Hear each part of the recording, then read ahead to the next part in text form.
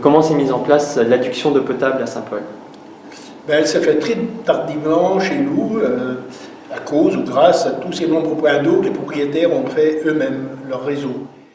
Et c'est seulement entre les deux guerres que les élus sont préoccupés de ça. Et les élections de 1935, les candidats, dans leur profession de foi, ont promis l'eau sur l'évier, selon l'expression de l'époque. C'est arrivé la Deuxième Guerre mondiale, et c'est seulement après la guerre qu'on a entrepris un réseau communal dans le vallon des Faverges où ça regorge d'eau. Et on fonctionne avec ce système depuis ce temps-là.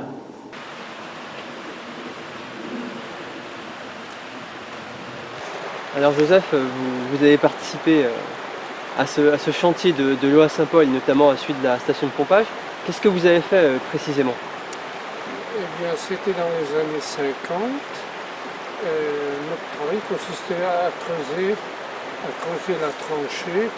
On avait le chef de chantier nous délimitait 8 ou 10 mètres à creuser, c'était la pelle, la pioche. L'eau monte naturellement ici, elle repart par là, et puis elle va aller à la station de pompage. Donc du forage, maintenant nous sommes ici à la salle des pompes. La salle des pompes, pourquoi? Parce que, disons, la source Mercier est dans un point bas de la commune et qu'il faut remonter l'eau potable en direction de la Beune. Cette station de pompage, elle a la particularité, à l'époque, les gens avaient inventé un système, puisque, disons, aux Faverges, on avait la force hydraulique, et qu'à partir de là, si vous voulez, la commune avait mis en place une turbine qui permet justement de faire tourner les pompes et de remonter l'eau en direction de la Beune. L'eau de Saint-Paul est réputée pour sa qualité et sa pureté. Qu'en est-il réellement?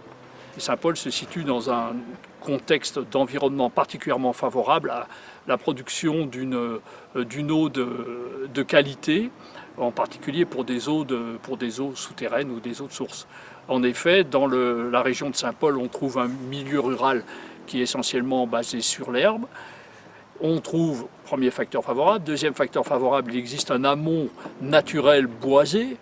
Et troisième facteur favorable, l'habitat est relativement groupé, ce qui assure d'une bonne gestion de la qualité des eaux.